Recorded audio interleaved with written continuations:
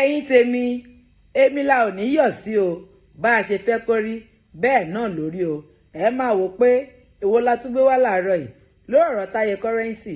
àti Alhaji Pasuma ni o ìjà mà ti parí o bẹ́ẹ̀ ò bá gbàgbé wípé ládùúgbò mi TV wọ́n bọ́ síta lórí afẹ́fẹ́ wípé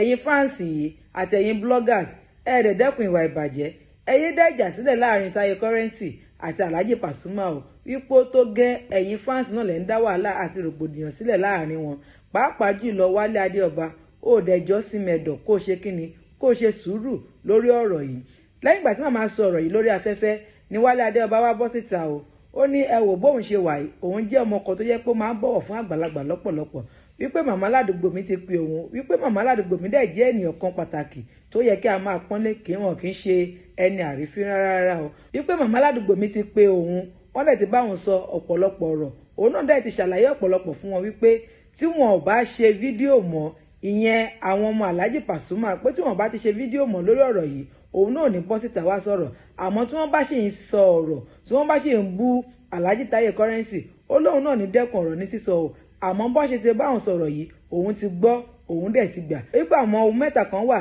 tí òun lè mú jáde nínú ìjà ni wípé òun rí orúkọ fún Alhaji Pasuma ó náà rí orúkọ jẹ́jẹ́ Judas fún wọn wípé àwọn tiwọn náà ń pè òun ní Wálé ẹrú ọba wọ́n dẹ̀ pé Táyé Currency náà ní olóńgbò wípé àwọn bó tilẹ̀ wù kórí ìjà ti parí o àmọ́ tí wọ́n bá bọ́ síta padà láti wá sọ̀rọ̀ láabi lórí àwọn tàbí láti wá dárúkọ Táyé Currency tí wọ́n fi orúkọ burúkú tí wọ́n fi pè wípé òun náà ní dẹ́kun ọ̀rọ̀ ní sísọ o ẹ wò ó ẹ jẹ́ ká jọ gbọ́rọ̀ láti ẹnu Wálé Adéọba níbi tó ti ń sọ ọ̀pọ̀lọpọ̀ ọ̀rọ̀ lórí ọ̀rọ̀ yìí. Orúkọ mi ni Wálé Adéọba Mr. Packaging wọn kí gbogbo wa kò ní bàjẹ́ lágbára Ọlọ́run ọ̀rọ̀ kékeré ni mo fẹ́ sọ lẹ́nu mo lè jáde torí ìyá mi ìyá alálùbáríkà ìyá aládùúgbò mi TV ìyá ẹ pè mí ó yẹ kí n ti jáde látànà a dẹ̀ pẹ́ gan lórí fóònù lánàá ha kí n tó bá ìyá ẹ sọ̀rọ̀ a ti sọ̀rọ̀ bóyá bí èmi ìjà bẹ́ẹ̀ mẹ́ta lórí fóònù sìn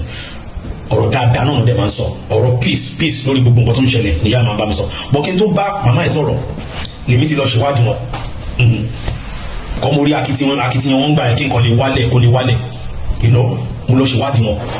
mo dẹ̀ rí pé ìyá tó ṣe é finú tán ìyá aládùúgbò mi TV ìyá tó ṣe finú tán ìyá dáadáa ìyá tó jẹ́ pé ṣé ríru wọn ní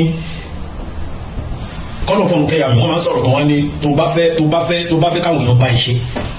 bóyá tó bá ń ṣe ìnáwó ìwọ náà gbọ́dọ̀ máa ṣe kí ni o gbọ́dọ̀ máa ṣe dáadáa sáwọn èèyàn ó lọ bí ìnáwó wọn àbó ò lọ ṣọwọ́ kúkúrú sí wọn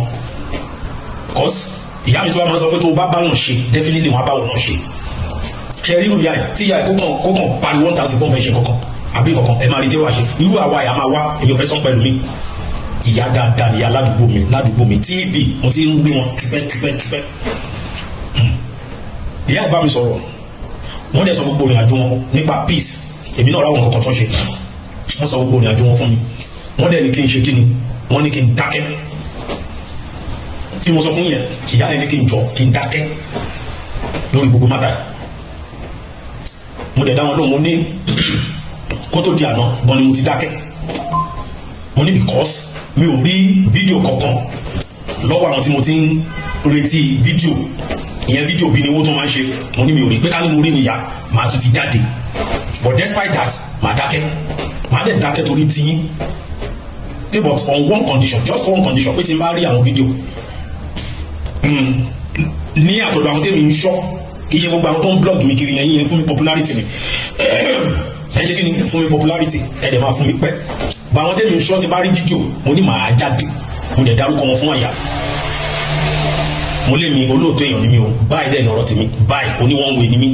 bí tí mo bá lóyà sí come rain come shine come anything mo lóyà sí bẹ́ẹ̀ ni kọ́ mo mọ̀ pé bí tí mo lóyà sí yẹn ibẹ̀ lòun tọ́ wà ibẹ̀ ni o ti sí fake ẹni tí mi bá mọ̀ ni mi ò lè jáde kí n máa sọ̀rọ̀ nípa ẹni tí mi ò mọ̀ tó ń bá lè fẹ́ bí wo mo sọ fún yàrá ẹ fẹ́ bí eléwo kò jọ́ ẹni tó lè kọ́ṣọ́ yín tí ò bá ti ṣe nǹkan tó yẹ kó ṣe àmọ́ èmi á tú sí ẹni tí màá tú sí lójú tèmi nìyẹn nǹkan tẹ́ni ò bá dẹ̀ ṣe mi ò ní jáde láti wá sọ so ìyá aládùúgbò mi lára àwọn ìwádìí tí mo ṣe ń gbà yẹn nípa ìyá yìí ìwádìí tí mo ṣe náà kò tí pẹ́ jù o mo rí pé ìyá alálùbáríkà ni tó jẹ́ pé ó ti ń travel ó ti ń ṣe dáadáa èkó kọ́ ni ìyá ń gbé o ìyá yìí ò dẹ̀ gbélé bóyá 2 bedroom flat àbí 3 bedroom flat l'Abuja. Abuja gangan nìyá ẹ̀ gbé. Are you getting me? Ara àwọn nǹkan tí mo rí, màmá ẹ má bínú ìmọ̀ sọ jáde, ara àwọn nǹkan tí mo rí nìyẹn. Màmá ẹ ní ọmọ ní Canada tó ń ṣe dáadáa. Màmá ẹ ní ọmọ lẹ́kọ̀ọ́ bí under APC tó jẹ́ honorable, tó jẹ́ ọmọ bíbí àwọn ọmọ bíbí inú ìyá ẹ̀ àtàwọn ọmọ alálùbáríkà bẹ́ẹ̀ lọ. Ìyá yìí ò fẹsẹ̀ rin o, ìyá yìí ò dẹ̀ ṣàkúṣe. And as a matter of fact, ìyá ẹ̀ fi kọ́kọ́ lọ mí pé kí lorúkọ fíìmù Ìyábọ̀ Òjó tó ṣe jáde. Wọ́n sọ fún mi, wọ́n ní àwọn tẹ̀lé kíní kan bàtà ń ṣàwàdà pé bàbá wọn polówó fíìmù Ìyábọ̀ Òjó kíní kan, wọ́n ní Ìyábọ̀ Òjó mọ̀ mi tó bá fẹ́ kí n bó ń polówó ó mọ bó ṣe máa text mi, fáwọn tó wá forward direct number Ìyábọ̀ Òjó mo tún forward wọ́n lè mọ̀ bá mọ́ra, mo forward ẹ̀ sí ìyá mo forward ẹ̀ sí wọn pé àwọn lèmi àti Ìyábọ̀ Òjó mo ń kí mi àti mọ́ra ti pẹ́ kí sọ̀rọ̀ ìsìn. Mo ṣàṣọ gbogbo ìtàn yàwọn náà sọ̀tàn tí wọ́n you know pé kí n jọ kí sábà mọ ẹ̀rọ ẹ̀kọ́ t-shirt ẹ̀ wá ọ̀kẹ́ sọ pé wá sọ pé Wálé Adéọba ìyá wa sọ̀rọ̀ kan ní mi ò ṣe lọ́fẹ̀ẹ́ o máa fún ẹ lówó ni I know your worth. Màmá aládùúgbò mi ló sọ pé mo mọ nǹkan tó worth o Wálé Adéọba máa gbówó fún ẹ, and I told that point and clear pé àbàmá láìláì no wọ́n ní no àwọn làwọn asan owó lápá ara àwọn Ìyábọ̀ Òjó ọ̀rá wọn àmọ́ ní ẹ sọ fún Ìyábọ̀ Òjó pé Wálé Adéọba tìdùnnú máa fi ṣe pé wọ́n máa wọlé. Ìyá yìí ló lórí àwọn tó ń export ṣàkó èédú, gbogbo wa mọ owó tó wà ní èédú náà, mo mọ àwọn tó ń ṣe Ìbàdàn lọ́yọ̀ state. Ìyá yìí ò kéré nínú ayé tí ìgbà tí mo jáde tí mo kọ̀ láwọn kan tó sọ̀sọ̀ kó sọ nípa ìyá òun kò ní sọ̀rọ̀ tí mi lè dá sí, òní mo ṣe dákẹ́ tí mo wò pé ẹ̀yin tẹ́ ń sọ̀rọ̀ ìyá ìlà ìta ọjọ́ ọ̀la ara yín lẹ́ ń bàjẹ́. So màmá mo dúpẹ́ lọ́wọ́ yín gan, mo dúpẹ́ lọ́wọ́ yín pé gbogbo akitiyan yín ni mo ṣe dúpẹ́ lọ́wọ́ yín tí yín náà ní bàjẹ́. Àwa tẹ̀ ń wò yìí ní Wálé Adéọba tẹ̀ ń wò yìí náà bàbá kan pè mí, bàbá yẹn pè mí Baálẹ̀ Akínyẹlé tó jẹ́ ọ̀rẹ́ tímọ́tímọ́ Alhaji Taye Currency, kì í ṣe ṣe ló pè mí o, wọ́n sọ̀rọ̀ títí tí máa ní ó ní mo gba ìgbín mọ́ra gan, ó ní mo gba nǹkan mọ́ra gan. Baálẹ̀ Akínyẹlé ó ní máa yẹn ní mo gba ìgbín mọ́ra gan. Mo wá sọ fún wọn pé tí mo bá gba ìgbín mọ́ra tí Alhaji Taye Currency ọ̀kan lọ́mọ yìí Mr Everywhere tí kò bá ti ṣubú, mo ní ṣe kò dáa ju pé ká má gba ìgbín mọ́ra káwárí kí máa yí ṣubú. Máa yẹn ní wọ́n kọ́ ṣàdúrà fún mi jọ wọ́n dẹ̀ kọ́ ti kọ́. Ọ̀rọ̀ tí mo kàn rí mú bẹ́ẹ̀ ni pé wọ́n ní mo gba nǹkan mọ́ra, èmi gbà mọ́ra ni. Ìkọ́sẹ̀ bá àwọn mi tó ń bá wọn sọ̀rọ̀, àwọn mi tó yẹ pé àwọn tó ń tẹ̀lé yẹn gan ẹ̀ lè dó lẹ́gbẹ̀ẹ́ wọn. Àwọn tó ń tẹ̀lé mi ẹ̀ tí ì lè dó lẹ́gbẹ̀ẹ́ wọn, wọ́n á wá sórí social media, wọ́n á dispackage ẹ̀, wọ́n á sọ̀rọ̀ nípa ẹ̀ ní àwọn. Bọ̀ tó bá ti jẹ́ torí ọ̀rọ̀ tá a wà yìí lẹ́ṣẹ̀ ń dispackage mi, lẹ́ṣẹ̀ ń bú mi. Tá a dẹ̀ win, èmi abóni sọ pé a win ni. Tí Ọlọ́run dẹ̀ gbà fún wa lórí ọ̀rọ̀ Ọlọ́run bá ń gbọ́ kò lè dùn mí, kò tí ẹ gbá mi kọ́kọ́ tún kò dá nǹkan dúró, kò ní kó má fún mi iṣẹ́, kò ní kí n má rìn gbòòrò. Tó bá jẹ́ torí ẹ̀ ó tẹ́ mi lọ́rùn, wallahi ta'ala ó tẹ́ mi lọ́rùn, because Currency bó ṣe wà yẹn igi àràbà ni. Mo máa ń sọ àwọn èèyàn ń jẹun lábẹ́, àwọn èèyàn ní àǹfààní tó ń jẹ lábẹ́ igi àràbà yẹn kọ́lọ́ má jẹ òṣùbù kí nǹkan kan wá lọ ṣe igi àràbà yẹn. Ṣé àwọn tó ń jẹun lábẹ́ yẹn, àwọn tó ń jẹun lábẹ́ yẹn, àwọn kan tó ń jẹun lábẹ́ tí wọ́n tó jẹ́ pé gbogbo nǹkan tó depend lórí láyé wọn Currency ni. Lẹ́yìn àwọn tó ń tún jẹ lábẹ́ wọn, àwọn kan tó ń jẹ lábẹ́ àwọn tó ń jẹ lábẹ́ wọn yẹn, ìyẹn lẹ́kọ̀ọ́ fẹ́ bẹ́ ẹ fẹ́ bí wò torí pé fẹ́ bẹ́ nìkan dìde àbí torí pé kinní kan jẹ́ kinní kan. Ọ̀gá ayé dẹ̀ ń wò yìí tẹ́ ń sọ̀rọ̀ on his behalf, ó ń wò yìí tó bá wá ṣubú ìyẹn àbóronú àbí kankan ṣe. Àwọn alamọ tí ń dọ́sí, àwọn alamọ ya àwọn tó ti báyé wọn jẹ́, àwọn alamọ àwọn tó ti pa sí àpasára. A dẹ̀ dúpẹ́ pélé yìí orí ìbejì jà fún ẹ̀kọ́ fẹ́ bí wó bẹ́yẹn. Bẹ́ẹ̀ mo ló pònú àwọn òpònú kan ń ṣe kíní kan ní Wálé Adéọba ni ò fẹ́ kó parí, kíní kan ni ò fẹ́ kó parí, ẹni kí ìyá òdìdí ìyá Currency tí ò mọ kankan pa kíní kan kí ìyá rẹ̀ bò lọ gbé lọ máa bẹ̀bẹ̀, kán lọ gbé ìyá lọ máa bẹ̀bẹ̀. Ẹ̀kọ́ parí ayé ara yín jẹ́, ẹ̀pa platform yín jẹ́, ẹ̀pa wọ́n ti mọ̀ yín sílé pé wọ́n ti mọ̀ yín sóní rọ́, wọ́n ti mọ̀ yín sóní fake life, wọ́n ti mọ̀ ẹ̀kọ́ bá brand máa yẹn jẹ́, ẹ̀kọ́ bá brand ẹ̀dẹ̀ yẹn jẹ́. Nígbà tẹ́ ń pe odidi Currency lólóńgbò, ẹ̀ ń pe Wálé Adéọba ní ẹrú ọba, so àdẹ́fẹ́yìn náà ní jẹ́jẹ́ Júdásì. Mo tẹ́kì ẹ̀gan easy ni, ó yẹ kí n sọ pé gíẹ́gíẹ́ Júdásì torí mi à ṣe nǹkan tó máa pín yẹn náà ni, torí ẹ̀ mọ bó ṣe ń dun ẹni yẹn náà, ó tọ̀rọ̀ ni mi máa ń sọ. Tẹ́ bá ṣe yọkàn máa ṣe 10, ẹ̀ mọ bó ṣe ń dun ẹni yẹn náà níbi tó wà, torí ẹ̀ ń bà lójú jẹ́, ẹ̀ ń bà ìràwọ̀ ẹ̀jẹ̀ tó dárúkọ ẹ̀ tún lo picture and you expect somebody like us me kó dákẹ́, mi ò lè dákẹ́. Ibi táwọn gbé lọ yẹn gan máa tún sọ ní gíẹ́gíẹ́ Júdásì kóun náà ṣe lè mọ bó ṣe ń rí lára, ṣé bọ́ọ̀ ló lọ́bàdàn ló ń sọ Currency olóńgbò òun ni. Ìjọ tèmi Wálé Adéọba tí mo bá ti rí wípé pé Wálé ẹrú ọba mọ́, tí mo bá ti rí pé àwọn dìdìrín yẹn pé olóńgbò mọ́ tẹ́sọ́pù ẹ̀, ìjọ tí mo bá ti rí wípé pé Wálé ẹrú ọba olóńgbò tẹ́ jẹ́ǹjẹ́,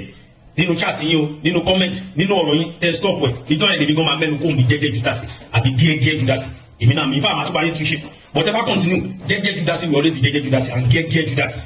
bó ṣe jẹ́ nìyẹn àparò kan kò ga jù kan lọ bó ṣe jẹ́ nìyẹn. But despite everything by and large aṣáàdúpẹ́ lọ́wọ́ náà pé gbogbo ẹ̀ wálẹ̀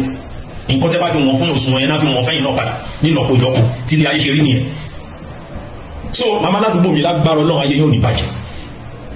ayé yóò ní bàjẹ́ gbogbo ẹni tẹ́ni kí ya kọ́rẹ́nsì tó lọ sọ́dọ̀ ìyá rainbow tó máa gbéra kan lọ ṣe kíní kan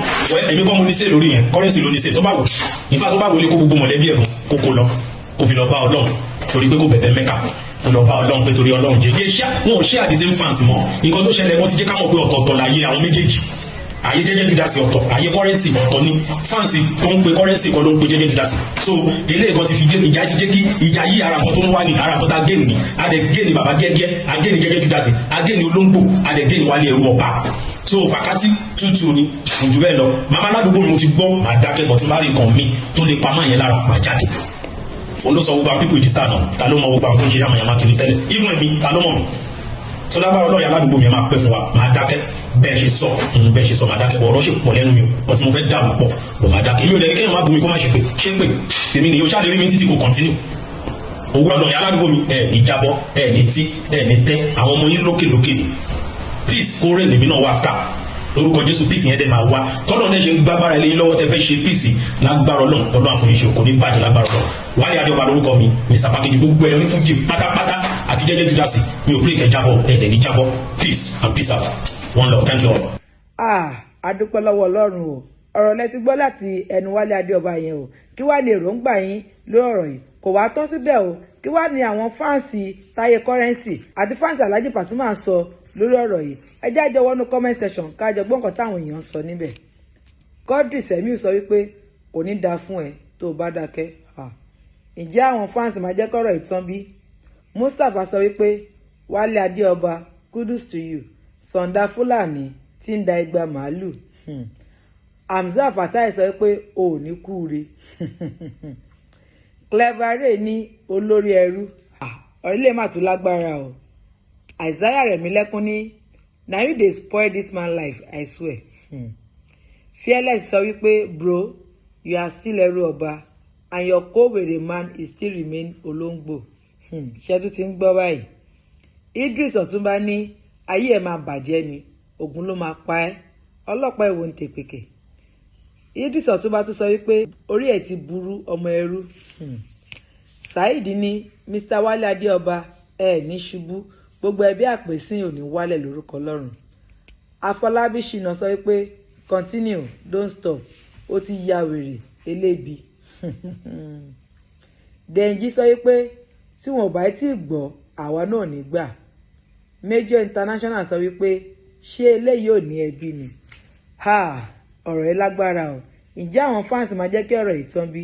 ẹ jẹ́ kí túmọ̀ bákan náà nínú comment section a ò ní rí jù bẹ́ẹ̀ lọ lórí ètò lónìí this is DIGINAIJA TV don't forget to subscribe like and share bó bá ṣe máa lọ láàmú àmú àṣetì gbọ̀yìn ẹ ṣé o ó dìgbà kan náà.